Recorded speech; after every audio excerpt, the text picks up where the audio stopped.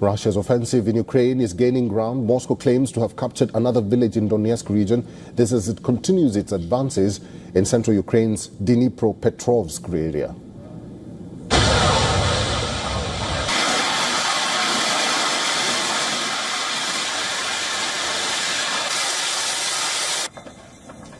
What if I told you Putin's latest offensive wasn't just a military maneuver, but a trap? That might have already backfired. And what if I told you that trap is now bleeding? Let's get one thing clear. This summer, Putin wasn't playing defense. He was building an unstoppable wave 110,000 Russian troops swarming across the Eastern Front, aiming straight for the jugular of Ukraine's war machine. His target, a quiet but critical crossroads city named Pokrovsk.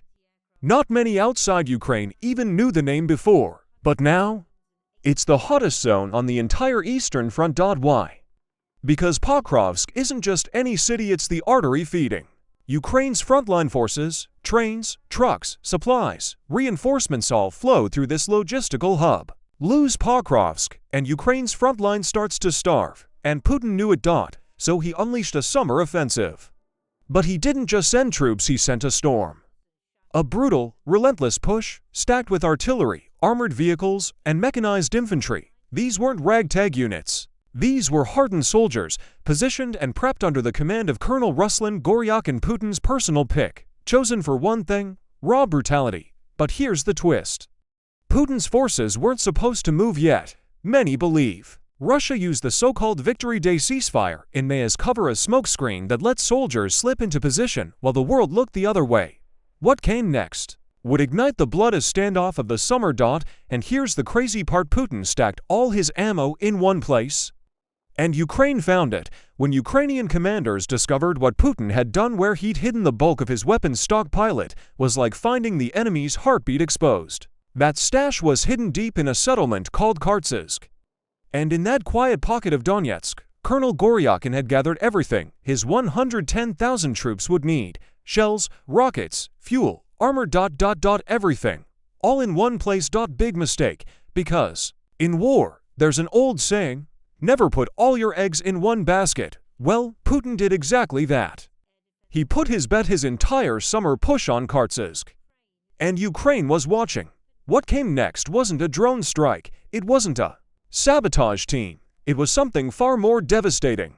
A coordinated barrage of precision-guided strikes, likely aided by Western intelligence, that turned that storage site into a smoking crater. One moment, Putin's elite army was ready to surge. The next, they were scrambling for ammo, watching their supplies detonate from miles away. The timing couldn't have been worse for Russia, because that was the moment Russia had just begun its major push toward Pokrovsk. But without its main supply hub, those 110,000 troops were suddenly moving with holes in their armor and gaps in their gunpowder. Now here's where it gets even darker. Goryakin wasn't just outsmarted, he was exposed. His entire battle plan, carefully crafted and brutal in design, began to unravel. And that unraveling spread panic through Russian units already embedded in forward positions. But it wasn't just artillery that was falling from the sky. It was something more precise, more terrifying. In the chaos that followed, Ukraine unleashed its newest weapon on the battlefield. And what it did next would haunt Russian soldiers for days. That's what Russian soldiers whispered in the trenches. Near Pokrovsk, no shelling. No drones buzzing overhead, just stillness. And that's when they knew something was coming. What they didn't expect was the ghost. That's what Ukrainian soldiers are calling their new class of long-range glide bomb, stealthy, GPS-guided, and engineered to pierce bunkers, trenches, and even armored columns. Built with Western backing and based on NATO designs, these aerial weapons don't make a sound until the impact, and by then, it's too late. Over 500 Russian drones and missiles had already slammed into Ukrainian cities by early July. It was Putin's message: we control the skies. But Ukraine didn't respond with more air defense, they responded with precision vengeance. One by one, Russian strongpoints near Donetsk began vanishing. Ammunition trucks exploded, communication towers collapsed. Entire trench lines crumbled, and the ghost wasn't acting alone. It was working in coordination with Ukraine's electronic warfare teams, disrupting Russian drone feeds, jamming their targeting systems, and blinding their recon units. Suddenly, Russia's so-called unstoppable wave began to lose momentum. That's when whispers started to spread in Russian Telegram channels. Soldiers posted voice notes describing what felt like invisible death slicing through their ranks. The glide bombs weren't just killing, they were breaking morale. And with every strike, Ukraine sent a message: you may outnumber us, but you'll never outthink us. But just as Russia's offensive began to collapse in the east, a far more sinister plot was unfolding in the heart of Kyiv. A high-ranking Ukrainian intelligence officer was about to be assassinated on his own doorstep. And what followed would ignite a spy war unlike anything seen in Europe in decades. On the evening of July 10th, in a quiet Kyiv neighborhood, a single silenced shot rang out. By the time anyone realized what had happened, Colonel Ivan Voronich was already bleeding out on the pavement. He wasn't just any officer. Voronich was one of Ukraine's top intelligence minds, head of sabotage missions deep inside Russian territory. A man with direct lines to Western agencies, including the CIA. A man Russia desperately wanted dead, and they got him. The Security Service of Ukraine, the SBU, didn't wait to grieve. Within 48 hours, they were hunting down the assassins. Covert surveillance teams, signal intercepts, human intel, the works. And what they found would shake Ukraine's security establishment to its core. To suspects, one man, one woman, both Russian nationals, both trained by the FSB, the Russian Federal Security Service. Both inserted into Kyiv just days before the hit. They had tracked Voronich's movements, learned his routines, and waited until the perfect moment. But Ukraine was watching too. On July 13th, the SBU cornered the suspects in a suburb outside Kyiv. A shootout erupted. By the end, both agents were dead. No trial, no confession, just silence. What made this so different wasn't just the assassination, it was what Voronich knew. His unit had been orchestrating sabotage operations inside Russia. Railway explosions, fuel depot fires, even assassinations of Russian generals. His death wasn't just personal, it was strategic, and Putin wanted to send a message: no one is safe, not even in their own home. But what Putin didn't expect was what Ukraine would do next. The reconnaissance drone recorded at least 4 motorcycles moving directly across the field. Sparked a counterstrike. Ukrainian drone operators began preparing and launching kamikaze drones. First hits confirmed. Speed and maneuverability don't help. Ukrainian experience prevails. Others are fought in silence. The Russians also had eyes in the sky, so a special Ukrainian drone was sent to destroy the enemy reconnaissance and strip them of this tactical advantage. Didn't just want justice, they wanted revenge.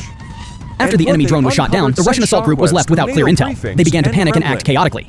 Some abandoned their motorcycles before reaching their target and tried in vain to hide in the trees, under drones circling above. They were elite FSB operatives, specifically deployed to eliminate high-value Ukrainian targets. Meanwhile, Ukrainian forces remained on full alert, waiting to engage any attackers who tried to break through. He wasn't the only one in their possession. 3 Russian troops nearly reached their objective, but a drone ruined their plans. That hadn't yet. At the last moment, 2 of them managed to avoid direct impact. Detailed surveillance logs, names, a nearby Ukrainian unit that had been observing the area also documented the hit from another position. Officials haven't released the full details. You can clearly see one Russian soldier in despair, clutching his head next to a burning motorcycle. There's no turning back. They carry away a wounded comrade and try to hide in the greenery. Ukrainian drone operators continue to engage the remnants of the group still on the move. Ukraine's intelligence leadership.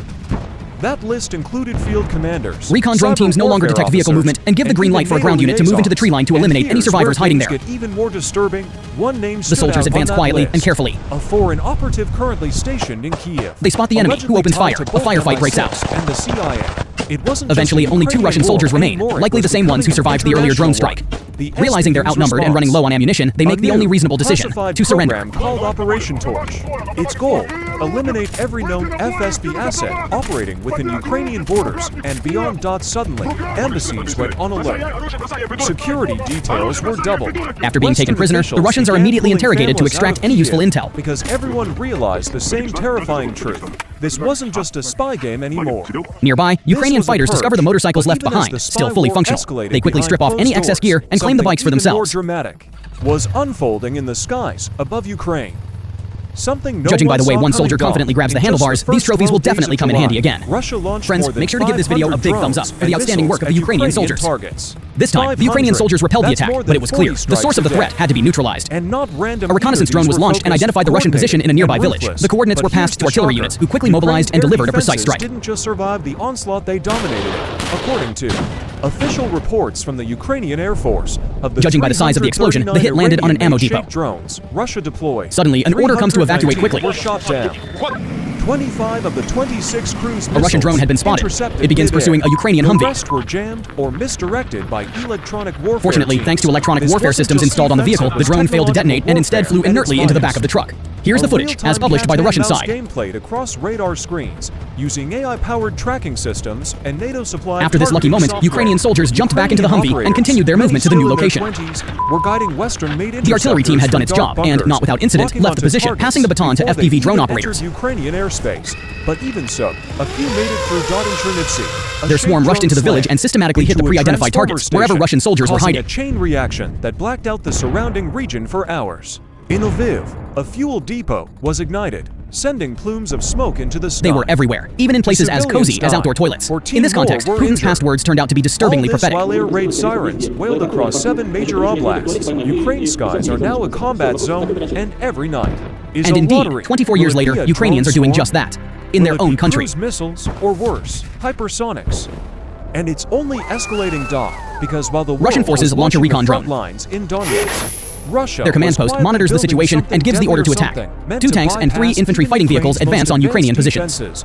But a Ukrainian recon drone is also watching closely, right from the start. It captures how the Russian assault falls apart. The lead vehicle misses the route, veers off track, and wastes precious time trying to reposition. And missiles rain down on its cities. A quiet meeting took place Ukrainian troops stay calm. miles away in Pyongyang. They know that their engineers prepared the area well, planting anti-tank mines generously. And shook hands with Russian the Russians eventually get back on course. And with a smile, he pledged something. The rest of the vehicles begin to close in. They form a classic column, just like in Soviet-era textbooks, and march straight into a pre-marked death zone. Propaganda, a symbolic gesture. But the Russian vehicles reach the minefield point of no return. Right then, Ukrainian artillery opens fire. Media, North Korea isn't just offering moral support. Just look at how the equipment explodes in hellish flames on the mines. Trained troops, artillery crews, engineers, even drone specialists.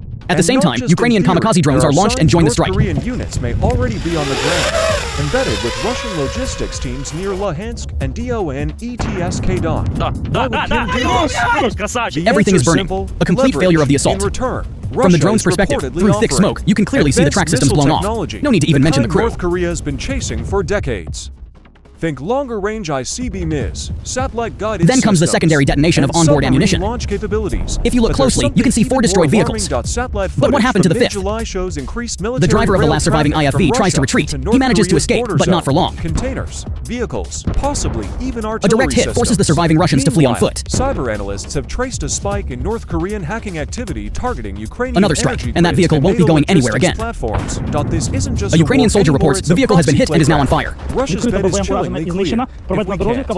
After a short blaze, the fire reaches the ammo, and it detonates. Dictators to help us do it. But this Russian rocket artillery isn't having much luck lately. This 9K-51 vehicle didn't even reach its position. Deep inside Russia is a drone hit the engine bay, causing a fire that completely burned out the cabin and engine compartment. Disobedience, even sabotage from within.